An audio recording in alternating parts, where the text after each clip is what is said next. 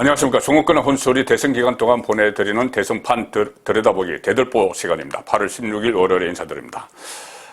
자, 이준석 국민의힘 대표, 국민의힘 안에서 대권 구도에서 대선판에서 최대 변수, 최대 리스크가 되고 있습니다. 당대표가 전면에 나서지 않고 수차례 말씀드리지만 이 조연 역할을 해야 되는데 본인이 주연 역할을 하고 어떤 의도에서인지, 의도는 뭐 충분히 짐작이 가지만은 지금 이 국민의힘 대선판을 난장판으로, 아싸리판으로 만드는 그런 언행을 계속 보이고 있습니다. 제가 이 이준석 당대표에 대해서 이렇게 비판하는 이 유튜브를 계속 보내드리는 이유는 그만큼 리스크가 크기 때문입니다. 자, 보수 입장에서 정권 창출을 하려고 하는 이 시점에 오히려 제1야당 대표, 보수야당의 대표가 거기에 걸림돌이 된다면 걸림돌을 치워야 되겠죠. 자, 그 치워야 되는 역할을 누군가는 해야 되는데, 물론 이 이준석 대표의 이 언행에 대해서 또 옹호하는 사람들도 있기는 있습니다. 그렇다면은 양쪽의 이 입장을 좀 들어보고 과연 지금 이준석 대표 체제를 계속 유지해야 될 때냐, 아니면은 뭔가 특단의 조치를 내려야 될 때냐, 자, 그런 이 판단을 하실 수가 있겠지만, 송권의 혼술, 이 대들보가 보기에는 상당히 이준석 대표가 위험합니다. 위험한 것 제가 몇 차례 말씀드렸지만, 당내 분란을 일으키는 것도 그렇지만, 가장 핵심적인 문제는 제1야당 대표가 문재인 정권과 각을 세우지 않는 겁니다. 정권 친화적인 이 제1야당 대표가 돼버린 것이죠. 제가 오늘 아침 조간딱풀에서도 이 최근에 SNS에 올린 그것을 중심으로 내부 총질만 하고 있는 야당 대표의 모습을 보여드리면서 얼핏 말씀드린 게 있는데, 뭐냐면은 이준석이 왜 내가 문재인 정권과 대립을 해야 되느냐, 싸울 생각 없다, 이렇게 이야기했다는 부분입니다. 이 말을 어디에서 했냐면은 지금 많이 보도가 되지 않았는데, 자, 일단 폴리뉴스라는 그 인터넷 매체에서 나온 이야기이기 때문에 많이 보도가 안 됐습니다. 그런데 오늘 제가 그 부분을 다시 자세히 찾아봤습니다. 폴리뉴스와 원희룡 전 제주도지사가 인터뷰를 한 겁니다. 거기서 13일 인터뷰를 했는데, 거기서 원희룡 지사가 이준석과 전화통화를 하고 나서 그 통화 내용을 폴리뉴스 기자에게 이야기해 준 내용입니다. 원희룡은 원래 이준석 돌풍이 일었을 때 상당히 긍정적으로 내다보고 이준석에게 힘을 실어주고 그렇게 했었죠. 그런데 당대표가 나서 2달 동안 하는 행태를 보니 이것은 아니다 해서 지금 이준석에게 따끔한 충고를 하는 그런 입장인데, 본인이 어떤 조언을 하기 위해서 통화를 한 것 같은데 거기서 충격적인 말을 들었다, 이 이야기를 합니다. 가장 중요한 말이 이겁니다. 이 원희룡 전 지사가 이준석에게 전화로 이렇게 이야기했다고 합니다. 당대표가 경선의 선수, 심판까지 보려고 하면 안 된다, 이렇게 이야기를 했다고 합니다. 그러니 이준석이 말을 막 말대답을 하면서 자기에게 오히려 원희룡에게 가르치려 하더라.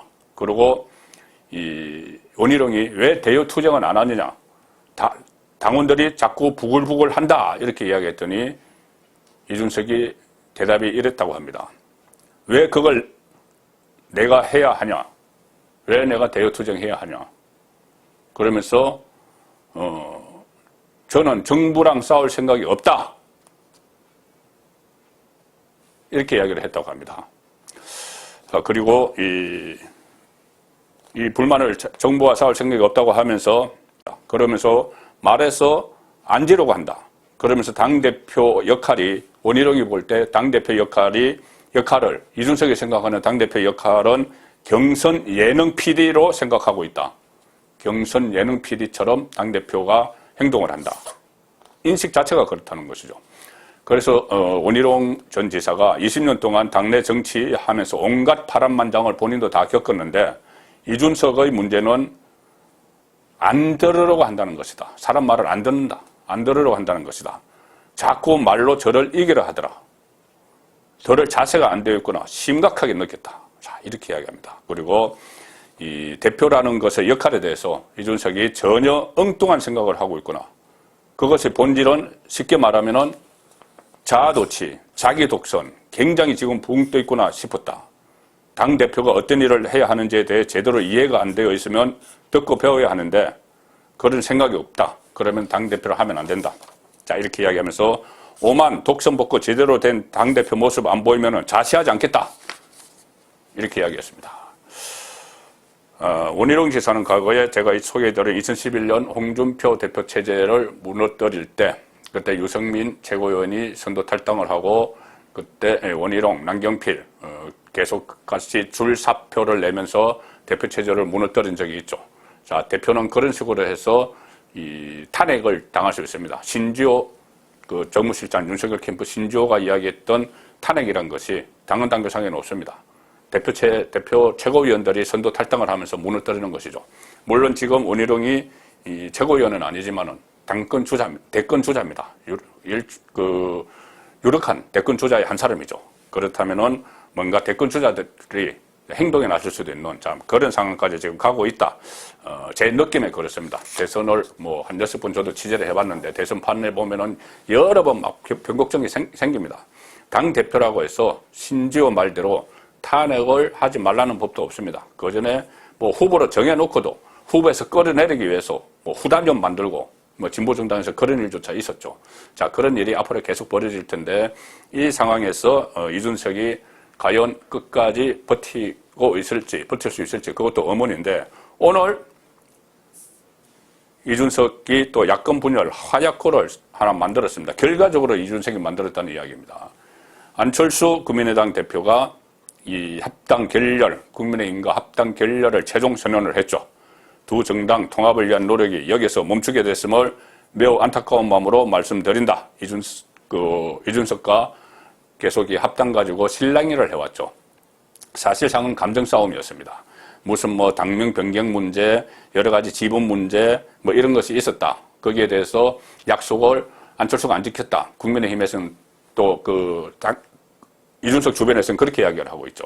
그렇지만 103석을 가지고 있는 국민의힘과 3석을 가지고 있는 국민의당이 합당을 하는 것은 무조건 국민의힘 주도로 할 수 있는 문제입니다.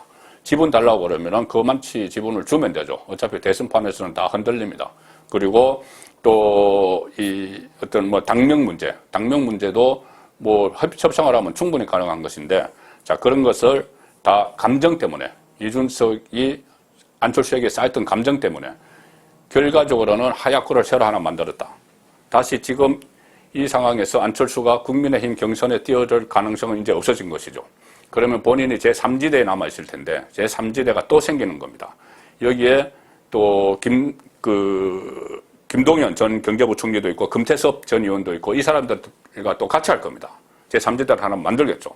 그러면 이 3지대가 나중에 결국 11월에 국민의힘 대선 주자가 탄생을 해서 서로 단일화를 하면은 좋은데 시너지 효과를 낼 수 있는데 그때 되면 서로의 입장이 다 있기 때문에 단일화가 안 될 수도 있습니다. 그러면 3자 대결을 가게 되면은 진보 좌파 정당에서는 한 명이 나오고 이 국민의힘에서 한 명 나오고 지금 안철수, 김동연 어차피 이쪽은 우파 쪽에 가깝습니다. 중도 우파 쪽에 가깝죠. 그러면 결국은 표가 잠식이 되겠죠. 보수 중도표가 잠식이 되면은 결과적으로는 이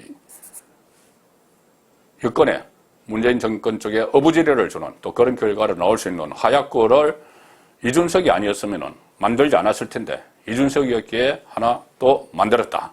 자, 오늘 그런 또 일이 생긴 하루였고 이 보수 입장에서는 지금 상황에서 이준석 리스크 이것을 그대로 둬서는 정권 교체가 상당히 어려워진다. 그런 일들이 계속 이어지고 있습니다. 송국근의 대들보였습니다.